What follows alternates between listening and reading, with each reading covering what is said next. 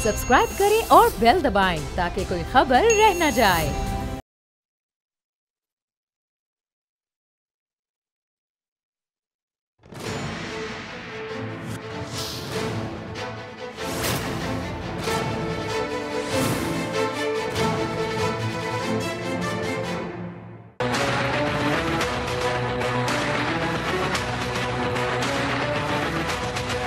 मेरी तो विजन बड़ी देर से है, जब से मैं पॉलिटिक्स में आया था, कि हमने मदीना की रियासत के ऊपर पाकिस्तान को बिल्ड करना। 2019 हमारा मुश्किल साल था, हमारी आवाम को मुश्किल वक्त से गुजरना पड़ा, बेरोजगारी, चीज़ें महंगी हो गई। ये इंशाल्लाह पाकिस्तान 2020 ये है पाकिस्तान में वो साल जब एक मुल्क अपने ऊपर की तरफ अब जाएगा, लोगों को नौकरियां मिलेंगी।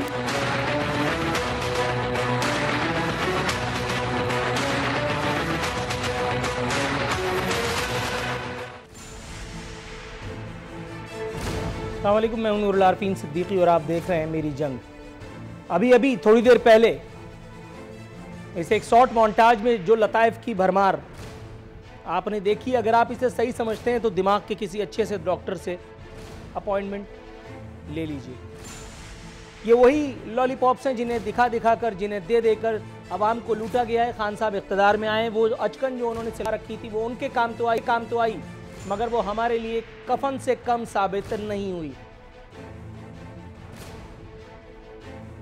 हर थोड़े दिन बाद अवाम के सर पर एक और हथौड़ा मारा जाता है और उसके बाद मेरे मोहतरम वजीर आजम अनका होते हैं। ऐसा लगता है कि ज़मीन खा गई या आसमान निकल गया।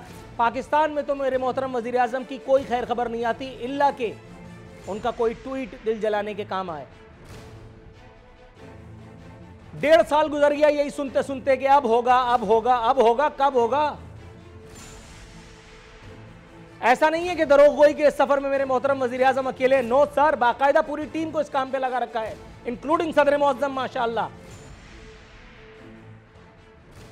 मुल्क में आप किसी जगह निकल जाएं, कोई आदमी आपको ऐसा नहीं मिलेगा जो खुश हो, मां सिवाय हजरत इमरान खान, आरिफ अलवी, फिरदौस आशिक अवान, मुराद सईद, शहरियार आफरीदी, फैसल वावडा, फवाद चौधरी, और अगर किसी और की लॉटरी निकली है जुल्फी बुखारी और फलाना।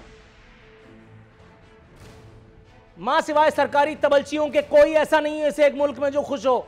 लेकिन वजीर आजम मौसूफ का आप बॉडी लैंग्वेज देखिए तो खून खौल उठता है कि यार ये इसी मुल्क के वजीर आजम है, ये इसी मुल्क का वजीर आजम है कि जहां आवाम गुर्बत से खुदकुशियां कर रही है। हर दूसरे महीने, हर दूसरे दिन, बल्कि महीने क्या होता है, कभी पेट्रोलियम के नर्ख बढ़ा दिए जाते हैं ये कह के कि पिछला वाला चोर था, कभी बिजली के नर्ख बढ़ा दिए जाते हैं ये कह करके कि उससे पिछला वाला डाकू था। अगर चोर और डाकू थे तो तुम्हारी आंखों के सामने निकल कैसे गए? मेरी आंखों के सामने इस एक स्टूडियो में 11 से 12 के स्लॉट में कोई एक चिड़िया का बच्चा मेरी मर्जी के बगैर पर नहीं मार सकता। मैं इतनी अथॉरिटी कम से कम रखता हूं। तुम इस मुल्क के वजीर आजम हो, तुम्हारे सामने से कोई चोर और डाकू निकल जाता है और तुम्हें पता नहीं चलता। इल्ला के खातून अव्वल मेरे मोहतरम वजीर आजम को याद दिलाएं, सुने जी, आप इस मुल्क के वजीर आजम हैं। अगर आपको लग रहा है कि मेरा दिमाग खराब हुआ है, मैं झूठ बोल रहा हूं, मैं बोतान तराजी कर रहा हूं, तो अब आपको लूप की सूरत में वो चलाओ यार, वो ट्वीट सारे। डॉक्टर आरिफ अलवी फरमाते हैं आप सबको नया साल मुबारक हो। आप सबको नया साल मुबारक हो। फिर उसके बाद दुआएं, उसके बाद मकबूजा कश्मीर पहुंच गए। भारत के मुसलमानों समेत जहां पूरी दुनिया में लोग बर्बरियत का सामना कर रहे हैं, हुजूर आपके उसी शहर में जहां से आप हमें बेवकूफ बना करके एक नाकाम एमएनए होने के बावजूद आप सदर मुअज्जम का टाइटल पाने में कामयाब हुए, उस शहर का रुख किया है कभी? हर हफ्ते करते होंगे, आंखें तो खोलें। वो चश्मा कहां से बनवाते हैं आप जो यहां आपको कुछ नजर नहीं आता, और मकबूजा कश्मीर में आपको लोगों की चीखें सुनाई दे रही हैं। इस वक्त कराची का एक आम आदमी आपको, फैसल वावडा को, अली जैदी को ढूंढ रहा है कहां आप? मकबूजा कश्मीर के लिए टिस्वे बहा रहे हैं, दुरूद पढ़ करके और कुछ ऐसी कारगुजारियां करने वाले। फरमाते हैं नए पुराने साल को छोड़ो, बस एक अहद करो, एक लम्हा ऐसा ना आए जब जिंदगी पर शर्मिंदगी हो। अल्लाह और उसके रसूल के सामने आप अल्लाह और रसूल को मुंह दिखाने के लायक हैं कहां मेरे सरकार? आप ही थे वो जो कहा करते थे कि अगर रियासत में रियासती इदारे किसी खून नाहक का पता न चला सकें तो रियासत उस कत्ल की जिम्मेदार होती है। मोहसिन दावड़ को किसने मारा बताओ ना। मौलाना समीउल हक किसकी भेंट चढ़ गए बताओ ना। साना साहिवाल में ये जो किताल हुआ खुला बताओ ना।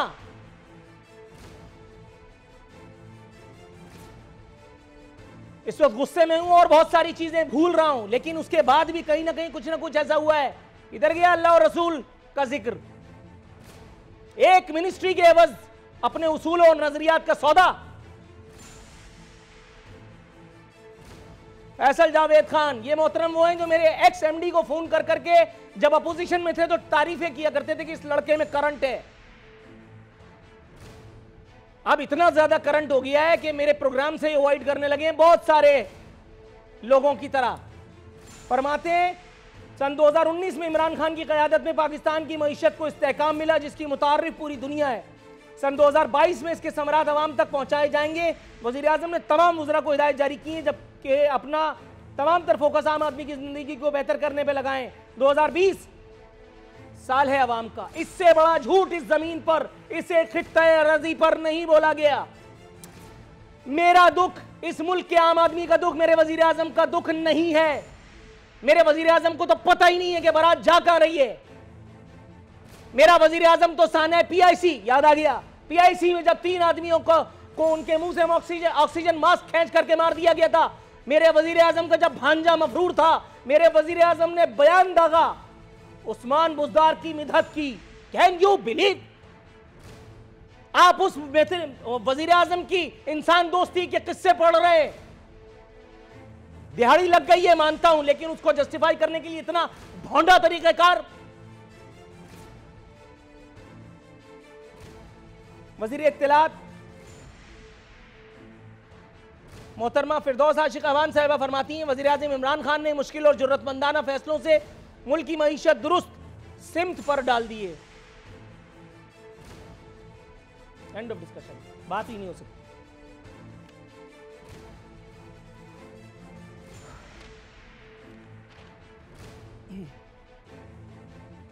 आज ये बात कहते हुए मुझे जरा बराबर भी झिझक नहीं है कि मदीना मदीना करके तब्दीली सरकार ने इसे एक मुल्क को, जिस वक्त मैं आपसे मुखातिब हूं, इस मुल्क को कूफे में बदल दिया है।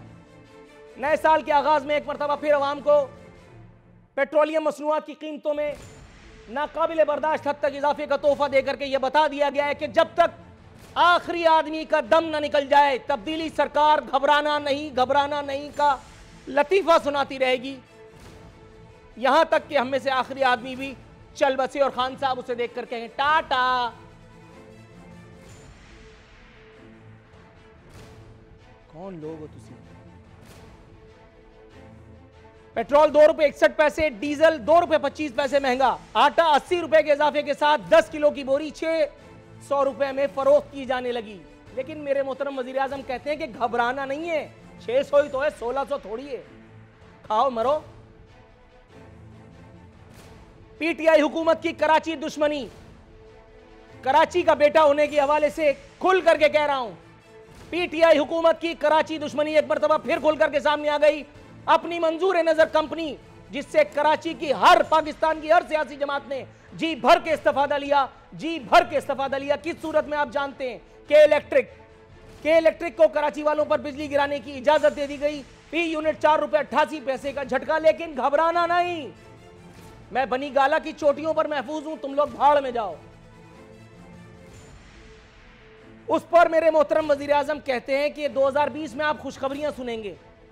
ये सब खुशखबरियां ही तो हैं जो आप सुना रहे हैं, फर्क सिर्फ इतना है कि आपकी जबान कांप नहीं रही। एहसास तफाखुर जरा मेरे मोहतरम वजीर आजम को मुलाजा कीजिए। कहते हैं माशी बेहतरी का एतराफ वर्ल्ड बैंक ने भी किया, उनका बंदा किराए पे मैंने लिया है, आप ही तो लाए। 2-3 चुनिंदा लोगों को बाहर से अच्छी पोजीशंस पर, माकूल मुशायरे पर कौन लेकर गया है? नवाज शरीफ। होगा चोर, टांग दो, नहीं कर सके। मैं शुरू दिन से कहता आ रहा था नवाज शरीफ और जरदारी की मूंछ का बाल नहीं तोड़ सकते। खुदा की कसम वक्त ने साबित किया गया सही हुआ। किधर गए, किधर गई हेकड़ी? कद से ऊंची छलांग लगाने वालों के साथ अक्सर ऐसा होता है।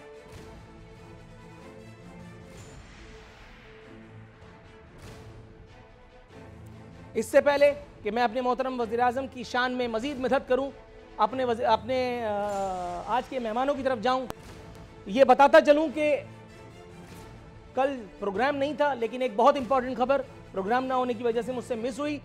24 घंटे लेट मैं इस खबर को, इस पॉइंट को रेज कर रहा हूं, लेकिन अल्लाह का शुक्र है सुम्मा अल्हम्दुलिल्लाह कि अल्लाह ताला ने मुझे और इस प्रोग्राम को, हमारी टीम को ये तौफीक बख्शी कि हम इस कार्य खैर में अपना हिस्सा डाल रहे हैं।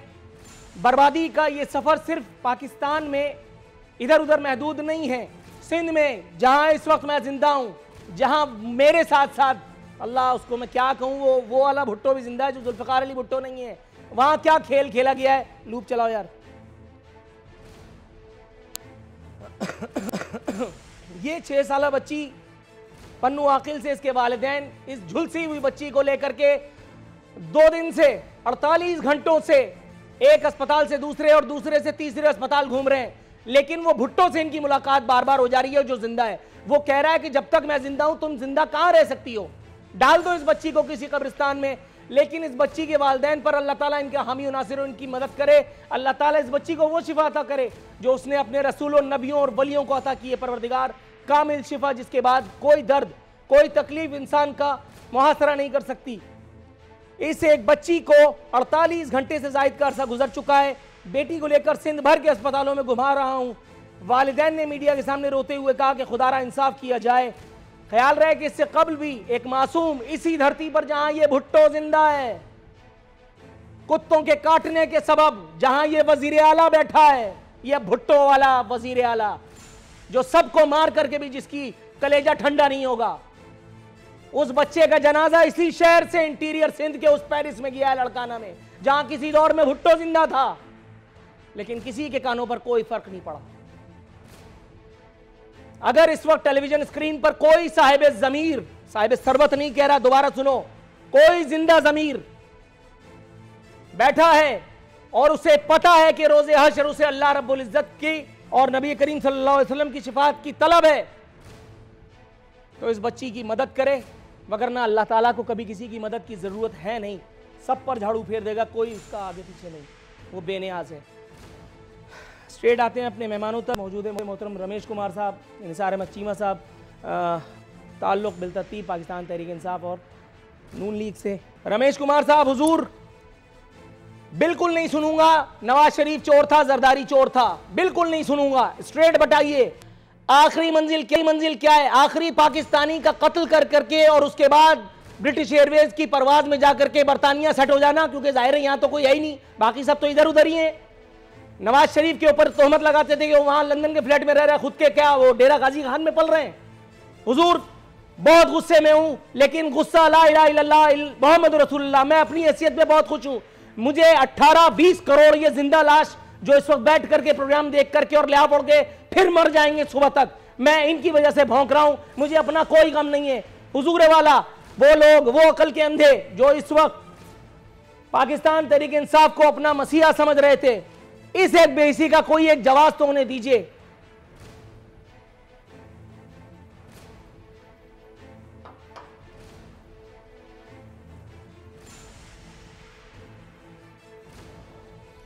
नूरुल आरफीन, पहली चीज़ तो मेरी आपसे गुजारिश ये होगी कि ये अफिया बातें, हवाले, खुदा का नाम, ये ऐसे नहीं किया करें पार्लियामेंट के अंदर भी और मीडिया के ऊपर भी। जो अभी आपने बात की कि गुस्से में हूँ बहुत, एक चीज़ तो ये कि इश्यूज़ हैं और मैं समझता हूँ कि प्राइम मिनिस्टर ख़ुद ने आज कहा है कि लोगों ने 2019 महंगाई को बर्दाश्त किया है, तो उसमें कोई शक नहीं है कि महंगाई जो है वो है। मगर क्यों महंगाई है, आपने जब इतनी सारी चीज़ें की हैं तो फिर उसके ऊपर रिसर्च भी कर लेते।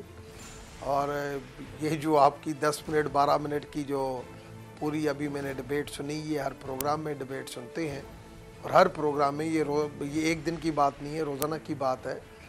और आपको अगर अवाम का एहसास है तो भी ठीक है, अगर अवाम का एहसास नहीं है, आप मीडिया के ऊपर ये बात कर रहे हैं और आपको इन इश्यूज़ का पता है तो भी ठीक है, हम इससे कोई डिनाई नहीं कर रहे हैं कि इश्यूज़ नहीं है, मगर इश्यूज़ क्यों हैं और उसका रिड्रेसल क्या है।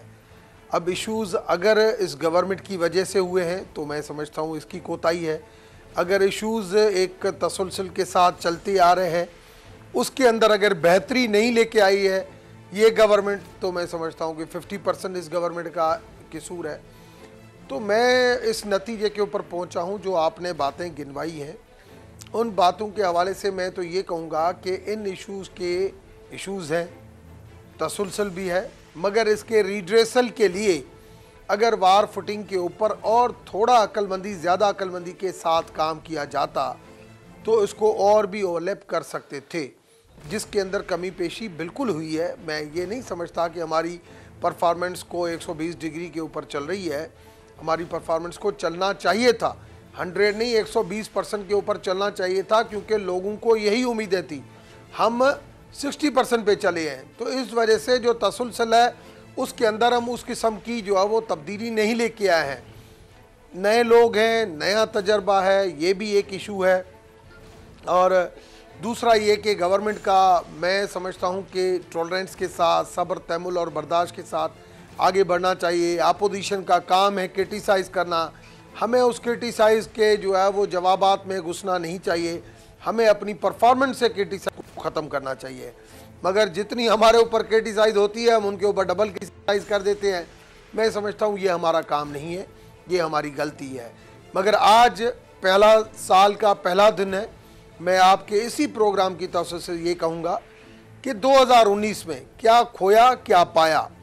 हिस्ट्री सीखने के लिए होती है, और स्पेशल वो हिस्ट्री जिसमें से आदमी खुद गुजरा हो जिस माहौल से।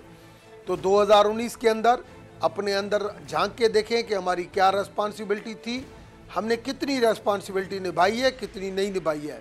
सिर्फ गवर्नमेंट नहीं, अपोजिशन भी, जो अपोजिशन जिस हल्के से वोट लेके आती है उसकी भी एक रिस्पॉन्सिबिलिटी थोड़ा सा तवक्कुफ की इस्तदा, तो वो भी इस इशू के ऊपर सोचे। तवक्कुफ की इस्तदा है। मैं निसार चीमा साहब के पास जाऊंगा, फिर आपके पास आता हूं दोबारा। जरूरत है पाकिस्तान को, सर थोड़ा सा तवक्कुफ अगर आप फरमाएं।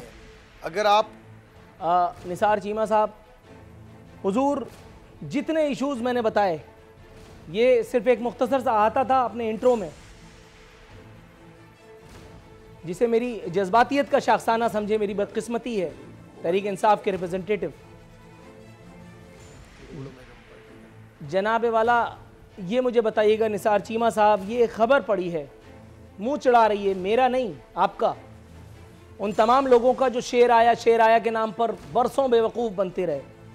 इस वक्त मुल्क में अवाम की सिर्फ जान निकलने की रस्म रह गई है, बाकी सब कुछ हो चुका। ये मेरा काम नहीं है, ये अपोजिशन जमातों का काम है। लेकिन अपोजिशन जो टाइम पास कर रही है, ये खबर उसका बय्यन सबूत है, नाकाबिल सबूत है। ज़रा मुलाहिज़ा कीजिए, मुस्लिम लीग नून का मार्च तक खामोशी इख्तियार करने का फैसला, खामोश रहने की हिकमत अमली के तहत मरियम औरंगजेब ऑस्ट्रेलिया और फलां जगह रवाना हो गया। मुस्लिम लीग नून की मुल्क में मौजूद क़यादत सिर्फ पार्लियामेंट की हद तक किरदार अदा करेगी। हुजूर, पाकिस्तान की तारीख का पहला मेडिकल NRO लेने वाली आपकी जमात, जो बहरहाल बैकडोर राब्तों के जरिए इस मुल्क से वजीर आज़म पाकिस्तान के उस अज़्म मुसम्मम की धज्जियां बिखेरते हुए एक खुसूसी परवाज के जरिए निकल गई। लेकिन क्या ये बात इस बात का सबूत नहीं है कि इस मुल्क में आप सिर्फ गवर्नमेंट संभालने के लिए, इक़्तिदार के मज़े लेने के लिए आते हैं, अवाम आपके लिए भी कोई हैसियत नहीं रखते। जिस तरह से आज PTI के साथ मामलात हैं, कल आपके साथ थे, उससे पहले जरदारी साहब के साथ थे। क्यों ये अवाम को शेर आया करके डराते हैं? किधर है शेर? कौन से चिड़ियाघर में उस शेर का इलाज हो रहा है? कौन सा डॉक्टर उसको देख रहा है? क्या मतलब बेवकूफ़ बनने के लिए हम ही लोग रह गए? प्लीज़ माफ़ फरमाइएगा, इतना स्ट्रेट बात कर रहा हूँ मैं। जी नूर आरफीन साहब, आज नए साल के पहले दिन पे मैं आपकी वैसे मूँछों की और टाई की तारीफ़ करना चाह रहा था, लेकिन यह है कि आपने जिस दर्दमंदी के साथ आवाम के मसाइब का और तकालीफ़ का ज़िक्र किया है, वो उसने सच्ची बात ये कि सारी चीज़ें जो भुला दी हैं। और आपका ये जो दर्द दिल है, ये सच्ची बात है कि पूरी कौम के जज्बात की अक्कासी कर रहा है, इसमें कोई शक नहीं है। देखें, जो कुछ पिछले 1 साल में हुआ है ये आपके भी सामने है, हमारे भी सामने है, पूरी कौम के सामने है। और मोहतरम वज़ीर-ए-आज़म साहब ने कहा कि 2020 जो है वो रिलीफ़ का साल होगा, और ये रिलीफ़ इस तरह है कि पहले दिन ही गैस की कीमतें भी बढ़ गई, बिजली की भी बढ़ गई, पेट्रोल की कीमतें भी बढ़ गई। ये है स्टार्ट, ये आगाज़ है। अल्लाह ही रहम करे। आगे जो है वो अभी तो बिल्कुल आगाज़ है, अंजाम पे पता नहीं गया कि कहाँ तक हम पहुँचेंगे। देखें, ये 2019 और 20 में फ़र्क जो है वो यही होगा जो 19 और 20 में फ़र्क होता है। 19 और 20 का फ़र्क होगा, 19-20 का फ़र्क जिसे कहते हैं। 2019 में कश्मीर के अवाम ने भी बड़े ही शदीद किस्म के नाकाबिल बयान मसाइब का सामना किया है।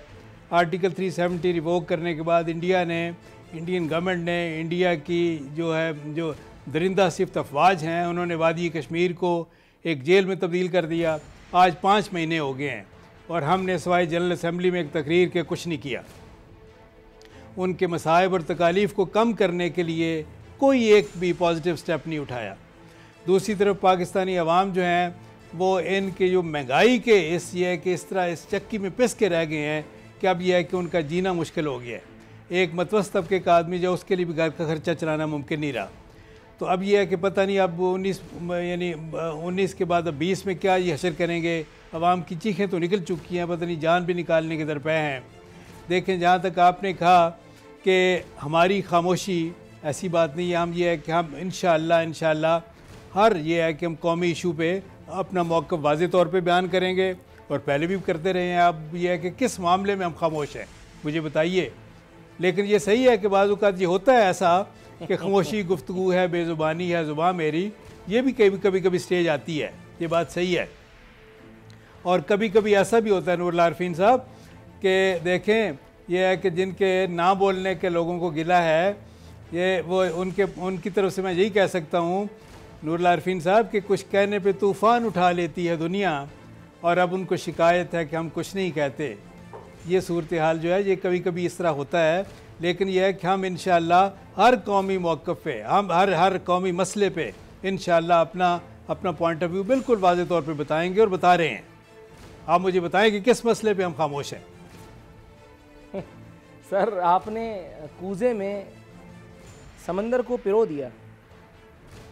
मतलब इस बात का इतना डिटेल में जवाब दे सकता हूँ मैं, इतना डिटेल में कि आप बोर हो जाएं, रमेश साहब को नींद आ जाए।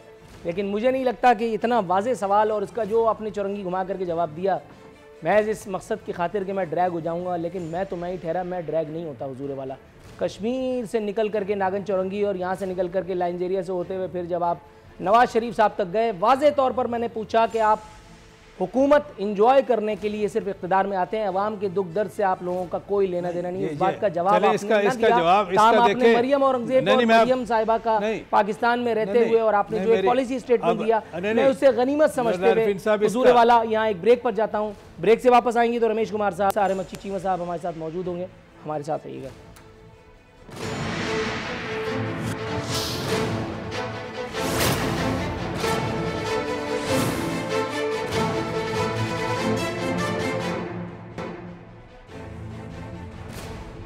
नाज़रीन, बदस्तूर हमारे मेहमान हमारे साथ मौजूद हैं।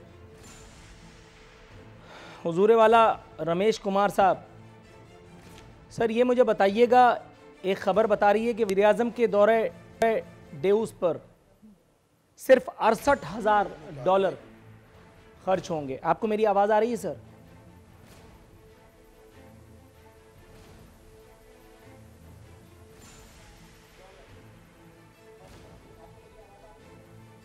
रमेश कुमार साहब, आप मुझे सुन सकते हैं? मेरी लाइन डिस्कनेक्टेड है। रमेश कुमार साहब को हमारी आवाज़ नहीं जा पा रही। एक ख़बर बताती है कि वज़ीर-ए-आज़म, मेरे मोहतरम वज़ीर-ए-आज़म मेरे मसीहा का दौरे डेवस पर सिर्फ $68,000 खर्च होंगे। नवाज शरीफ के दौरे पर 7,62,000, शाहिद खाकान अब्बासी के दौरे पर $5,61,000 खर्च हुए।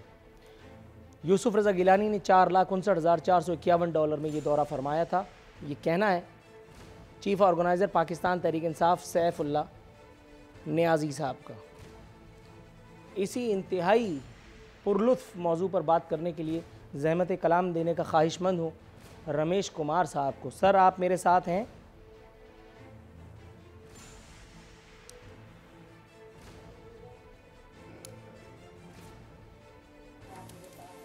हाँ, मैं कह रहा हूँ एक अच्छी खबर तो आपने ये बता दी कि हमने इखराजात में जो है वो इतनी कमी कर दी कि हमारे टूर अच्छी खबर कैसे सुना दी सर? मैं सुना रहा हूँ खबर, तो अच्छी खबर कहाँ से सुनाऊंगा? खबर मैं अपने हिसाब से छान के लाऊंगा ना। आप सुनिए, इस खबर का बुरा पहलू सुनिए। $68,000 में वो सुबकी, वो रुसवाई, वो हजीमत खरीदना, वो फिर भी महंगा सौदा है, जो अल्हम्दुलिल्लाह सुम्मा अल्हम्दुलिल्लाह मेरे मोहतरम वज़ीर आज़म के वहाँ पहुँचने के बाद पाकिस्तान के हिस्से में आएगी। इससे पहले शाह महमूद कुरैशी के साथ गए एक फोरम पर, आप समझ सकते हैं मैं किस फोरम की बात कर रहा हूँ। वहाँ सब खड़े हुए थे, मेरे मोहतरम वज़ीर आज़म धड़ाम से बैठ गए। शाह महमूद कुरैशी साहब के पास भी माँ सिवाय गश खा के गिरने के और कोई मौका नहीं था, क्योंकि अभी दीगर मुअज़्ज़िज़ीन जो है वो उनकी आमद का सिलसिला जारी ही था। लेकिन तमाम तर प्रोटोकॉल को उसका धड़न तख्ता करते हुए मेरे मोहतरम वज़ीर आज़म ने टीपू सुल्तान की वो तलवार सौंत करके वहीं गाड़ दी और उसके बाद फिर वहीं बैठ गए। उसके बाद अभी ये जो कोलालमपुर कॉन्फ्रेंस में इन्होंने जो फरार सऊदी शाह की डांट के बाद लिया, 90 साल के उस बूढ़े को एंड टाइम पर 180 डिग्री का चकमा दे करके उन्होंने उसका भी तिया पाचा कर दिया। तैयब अरदगान को भी झांसा दिया। तैयब अरदगान भी ये समझ बैठा था कि गालिबन ये वाकई टीपू सुल्तान से ही इंस्पायर्ड है। उनको नहीं पता था कि इनकी किताब में यू टर्न ही यू टर्न है। सर, ये मुझे बताइए, $68,000 महंगा सौदा है या सस्ता? अब हुआ है सवाल मुकम्मल।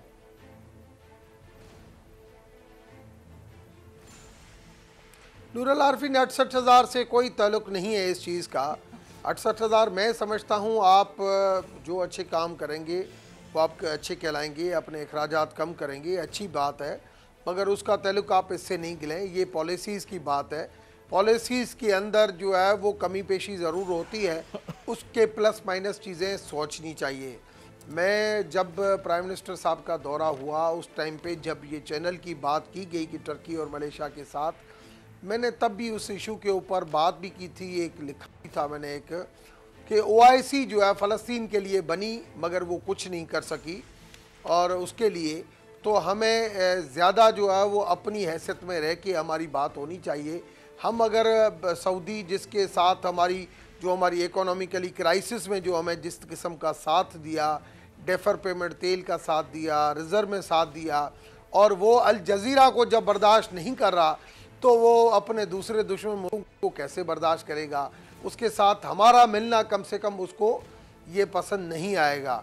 तो मैं समझता हूँ कि फ़ॉरेन पॉलिसी के हवाले से, फ़ॉरेन पॉलिसी और डिफेंस पॉलिसी ये दो ऐसी पॉलिसीज़ हैं जिसके ऊपर एक एक कदम बात करने के लिए, एक एक कदम आगे बढ़ने के लिए बहुत रिसर्च के बाद बात होनी चाहिए, क्योंकि पाकिस्तान की जो स्ट्रेटेजिक जो पोजीशन है वो बहुत ही ज़्यादा जो है ना वो एक सीरियस किस्म की है।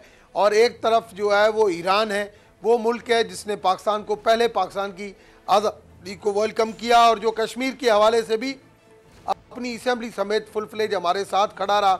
दूसरा वो टर्की है जो हमारा दोस्त मुल्क है, हमेशा हमारे साथ खड़ा रहा। मलेशिया हम उसकी पॉलिसीज़ को भी सपोर्ट करते हैं, वो हमारी मोरल सपोर्ट करता है। मगर अगर देखा जाए फाइनेंशियली तो हमेशा हमारी फाइनेंशियली मदद जो है वो सऊदी ने की है। आज सऊदी के अंदर कितने लोग वहाँ पे जो है वो रोज़गार कर रहे हैं। मैं आज का एक वाक़या बताऊं। आज एक इलाके में एक जैन लड़की थी, उस जैन लड़की को वहाँ पे इंडिया के अंदर एक सूबे के अंदर जो है वो कोई लड़का भगा कर लेके गया, कोई कम्युनिटी का भगा कर। उन जैनों ने जो है वो अपना होल्ड था उसके ऊपर।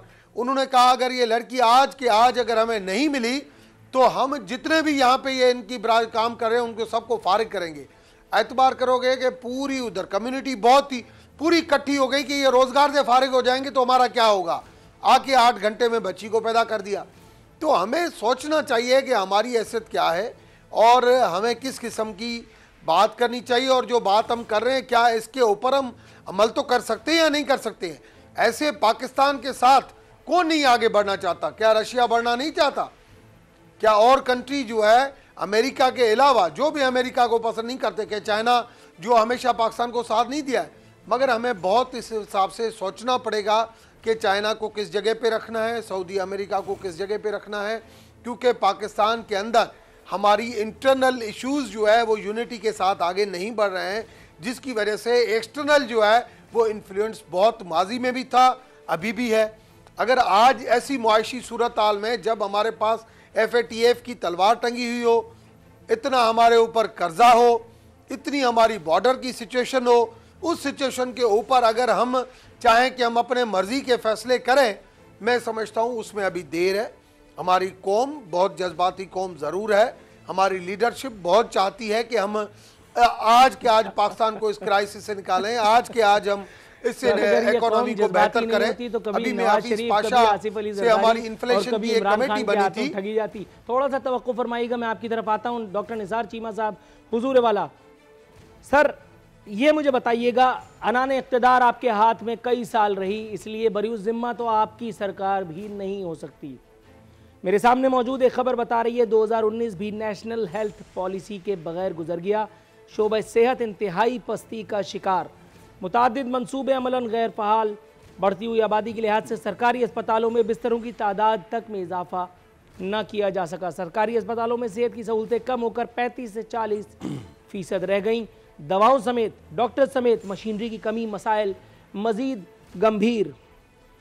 हुजूर वाला, अब आप मुझे 3-4 गिने गिनाए चुने चुनाए अस्पतालों के नाम बता करके और थोड़ा सा टाइम पास करने की कोशिश करेंगे, लेकिन हुजूर मेरी तमाम तर तवज्जो इसी खबर के गिर्द घूम रही है जो तुफ़ैल अहमद साहब ने अपनी बाईलाइन में इंकशाफ फरमाया है। हुजूर, बिटवीन द लाइन अगर आंसर पाऊँ तो तमानियत पहुँचे। देखिए नूरुल आरिफीन साहब, अगर आप वाकई यानी उसका ऑब्जेक्टिव एनालिसिस करें और इसका तजिया इस तरह करें हकीकत पसंदाना कि आप KP से जो कोई महकमा सेहत को अच्छी तरह जानता हो, जो उन्होंने वहाँ इनिशिएटिव लिए हों, और हमने मुस्लिम लीग नून की गवर्नमेंट ने 2013 और 15 के दरमियान जो इनिशिएटिव लिए पंजाब में, कंपैरिजन कर ले, मैं तो देखें तो उसका डायरेक्टली उसमें एक इन्वॉल्व था उस सारे प्रोसेस में जो नए इनिशिएटिव लिए गए। मैं बतौर DG हेल्थ पंजाब के उस सारे प्रोसेस का हिस्सा था। पूरे मुल्क पे हाकिम रह चुके हैं। नहीं, देखिए मेरी बात सुने, ये बात सही है। पूरे पंजाब, पूरे मुल्क में भी हमने जो इनिशिएटिव लिए, देखें हमने हर जगह पे, देखें मैं आपको बताऊं कि जो गैप्स थे उनको आइडेंटिफाई किया और उनको जो देखें, मैं बराह रास्त जिनका मैं ऐनी शाहिद हूँ, जिसमें मैं इन्वॉल्व रहा, जिसमें मैं उसका हिस्सा रहा, मुझे पता है कि अनप्रेसिडेंटेड इम्प्रूवमेंट हुई पंजाब के अस्पतालों में। नई स्टेट ऑफ द आर्ट लेबार्टरीज़ बनी, स्टेट ऑफ द आर्ट इदारे बने, खा वो कार्डियोलॉजी के इदारे हों, खा वो चिल्ड्रन हॉस्पिटल हों।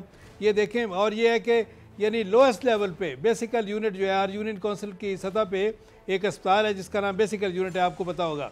उससे लेके ऊपर rural centre, THQ hospital, DHQ hospital, teaching hospital, उन तक ये है कि तमाम जो गैप्स थे आइडेंटिफाई भी हुए और गैप फिल हुए in the shortest possible time. और क्वालिटी, आला तरीन क्वालिटी की मेडिसिन, नूरुल आरिफीन साहब, उस दौर में आप पता कर लें मरीज़ों से कि उस दौर में क्या मिलती थी कि नहीं मिलती थी। आज वो कहाँ गायब हो गई हैं। मैंने खुद सेक्रेटरी हेल्थ से पूछा पिछले दिनों, ये पंजाब के सेक्रेटरी हेल्थ से, कि भाई वो हमारे दौर में जो आला तरीन क्वालिटी की मेडिसिन फरावानी से अवेलेबल थी पूरे सूबे में, आज क्यों नहीं अवेलेबल। उसने कहा जी कि वो आप जो ख़रीदते थे, अब फैसला ये हुआ है कि उससे कई ऑडिट पैरे बनते हैं, कई उसमें ये टेक्निकल इशू आ गए हैं, तो हमने फैसला किया है कि वो पुराने तरीका जो है कि जो लोएस्ट बिडर हैं वो हम उनको ये है कि वो दे देते हैं। जो राइट सर, यहाँ मुझे ब्रेक की कॉल दे दी गई है। आपकी सारी बात बिल्कुल ठीक है। इसी तरह से सूरज और चांद जो है वो आपस में गले मिल रहे थे। अगर इसी तरह से महमूद अयाज के लिए ज़िंदगियाँ आसान ही थीं तो हुजूर वाला फिर पंजाब में एक आम आदमी को जिस तरह से इलाज के लिए धक्के खाने पर छोड़ दिया गया, फिर वहाँ मेरे साबिक़ वज़ीर-ए-आज़म मोहतरम मियाँ नवाज़ शरीफ साहब, उनकी अहलिया मरहूमा अल्लाह ताला उन्हें गरीक़ रहमत करे, वो और मियाँ शहबाज शरीफ साहब, उनको इलाज मुआलजे की सहूलतें लेने के लिए चमकता दमकता पंजाब के बावजूद, हेल्थ की इतनी गंगा बहने के बावजूद क्यों बाहर जाना पड़ा, ये भी एक सवाल है। थोड़ा सा तवक्कुफ़ कीजिएगा, ब्रेक, और उसके बाद दोबारा वापस आते हैं।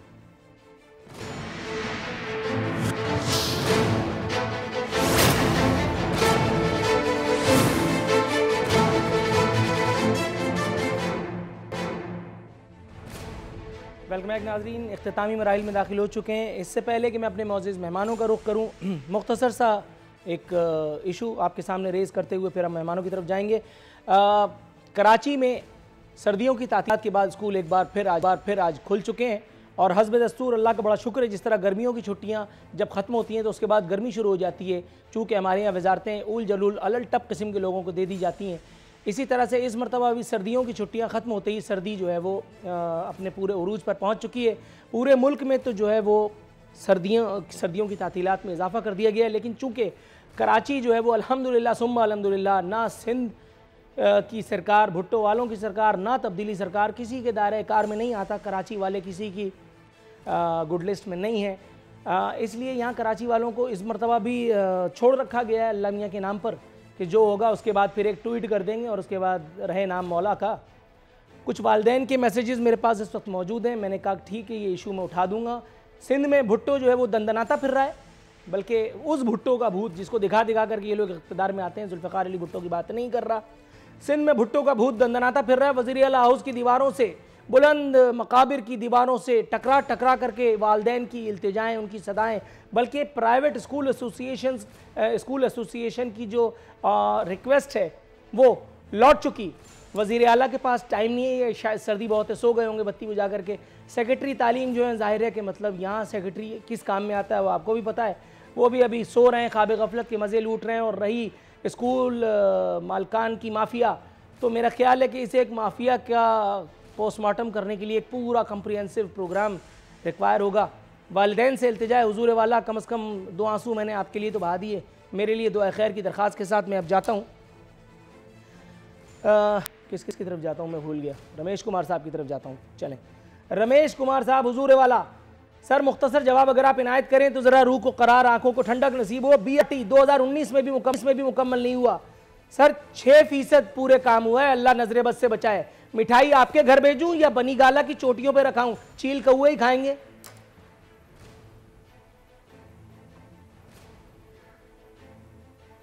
BRT मंसूबा मेरे PTI में आने से पहले शुरू हुआ है, तो इस वजह से मिठाई देनी है तो बनी गाला भेजें, मुझे नहीं भेजें। और दूसरी चीज़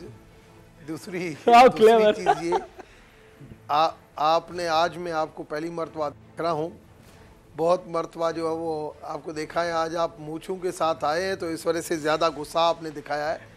तीसरी बात ये कि सिंध के अंदर जो है वो स्कूलों की छुट्टी मेरे ख्याल में सिंध में छुट्टियां एक्सटेंड कर दी है, बाकी पाकिस्तान में एक्सटेंड नहीं हुई है और इवन इस्लामाबाद में भी एक्सटेंड नहीं हुई है, सिंध में एक्सटेंड वालों हम लोग सिंध से ही कर रहे हैं ना प्रोग्राम। नहीं सर, हम लोग अभी तक सिंध अभी तक चल करके कहीं नहीं गया ना मेरा स्टूडियो, इसलिए सिंध में सूरत हाल वही है जो मैं आपको बता रहा हूँ। जी सर नहीं, सिंध में मेरे हिसाब से छुट्टियां बढ़ी हैं और पाकिस्तान में कहीं भी छुट्टियां बढ़ी नहीं है। और सर तो फिर एक एडवाइस फ्री में फोकट में दे रहा हूं आपको, एडवाइस ले लीजिए। कभी कभी धूप खाने के लिए सही बाहर निकला कीजिए, जरा पता चलेगा बाहर जाके। कनाडा और अमेरिका में जाते हैं ना। हैं? एक मिनट, ये तो प्रोग्राम धर्म भरम हो गया।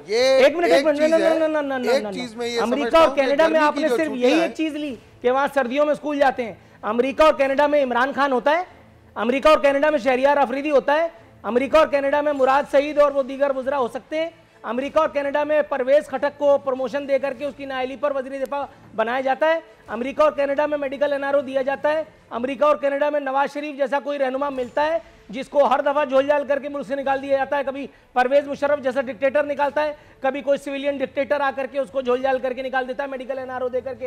हुजूर वाला मतलब थोड़ा सा ब्रेक पर पाँव रखिए, यहाँ एक चंक तो कम अज़ कम मेरे हाथ आया, थोड़ा सा तवक्कुफ़ में जाऊँगा निसार चीमा साहब के पास।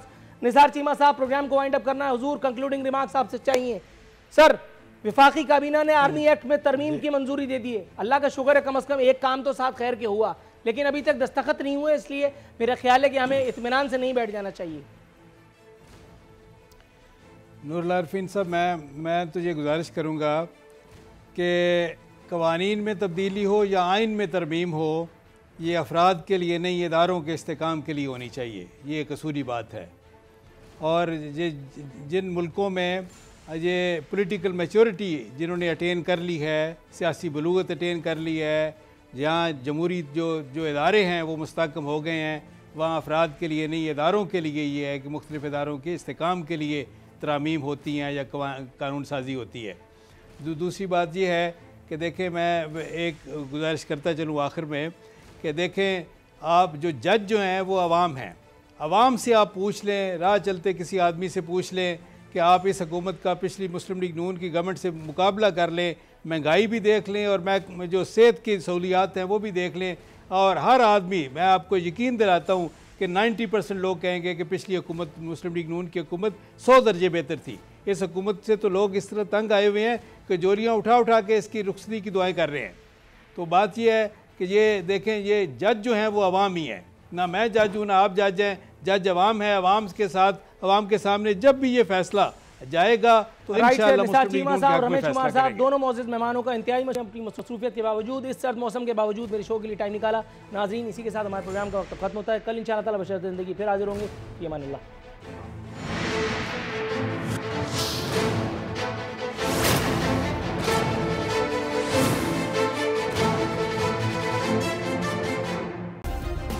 सब्सक्राइब करें और बेल दबाएं ताकि कोई खबर रह न जाए।